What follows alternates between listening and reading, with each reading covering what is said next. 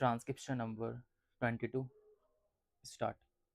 Coming to the internal affairs of the country, Madam Deputy Chairman, the policies of the Government of India for the last 15 years have been so manipulated that the rich people are becoming richer and the poorer sections of the people are becoming still poorer.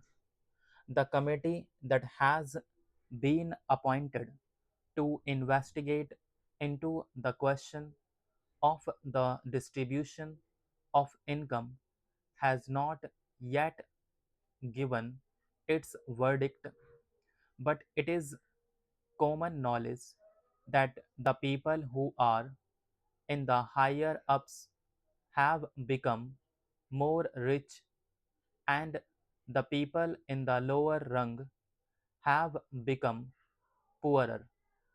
The prices of essential commodities that the peasants and the workers use have gone up so high that they are not within the reach of the mass of the people of the country. Government have not taken adequate steps to bring down the prices and to stabilize the prices as was recommended by the Food Grains Committee. We are now in the third plan. While the plans are progressing, the number of the unemployed in the country is increasing. This is a very anomalous position. It is the government alone that can explain why, in spite of the plans, the unemployment problem is becoming more and more acute. As was rightly pointed out yesterday by some speakers, our agriculture has not been paid due attention that should have been paid to in a country where 80% of the people live on land. Some 3 or 4 years back, when Mr. Ajit Prasad Jain was the Food and Agriculture Minister, he was made to resign under shady circumstances as one who had proved not capable of solving the food problem in the country.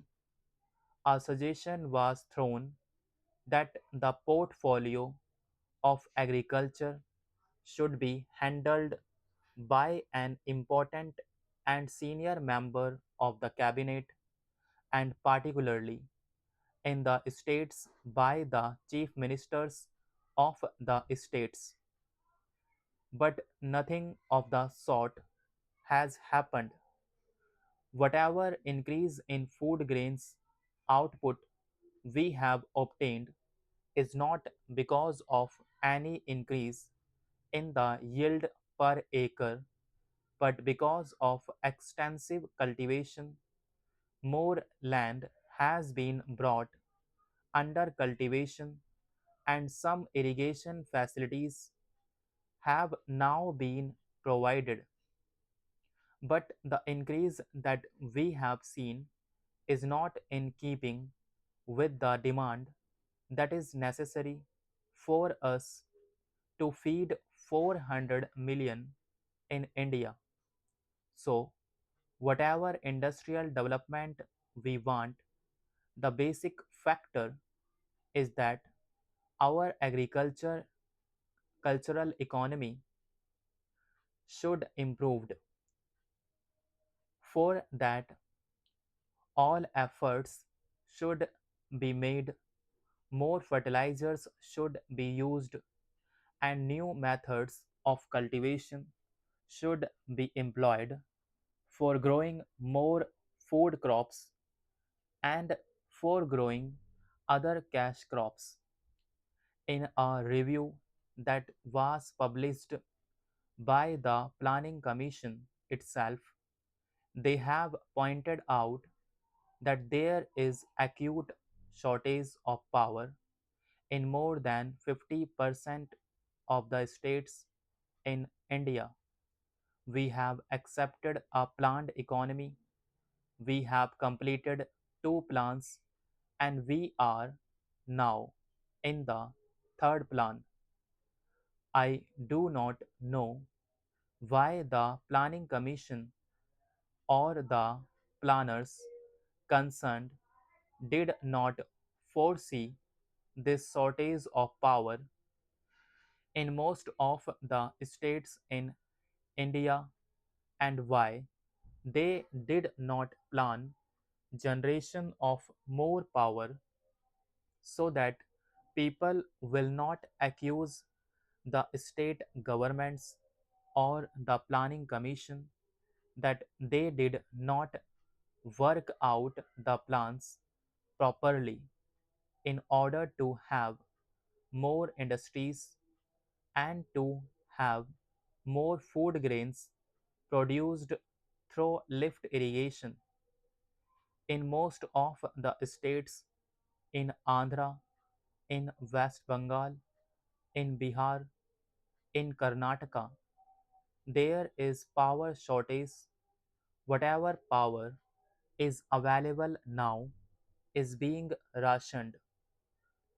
There are thousands of units of small scale industries which are not working for want of power, and there are thousands of lift irrigation pumps which are denied power supply for purposes of irrigating their lands, and wherever power is supplied, it is supplied during nights, which is not very convenient to make use of the power and use the power for agricultural purposes.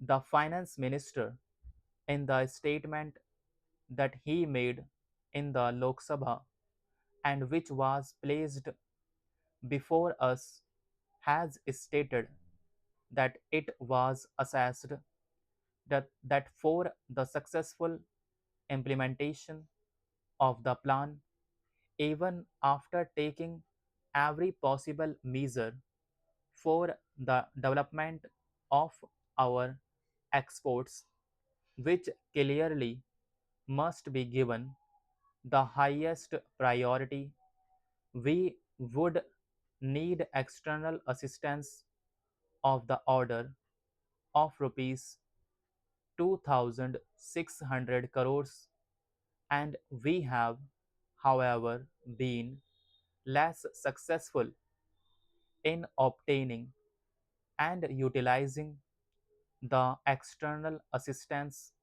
required for financing the imports necessary for our developing economy to industrialize our country and to bring it on par with other well developed countries.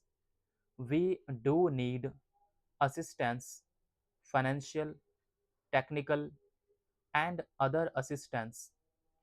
The finance minister was so hopeful that he was getting rupees 2,600 crores of foreign aid from Aid India Club and other countries, but now he is not hopeful of getting that amount which is necessary to fulfill the targets in the third 5 year plan.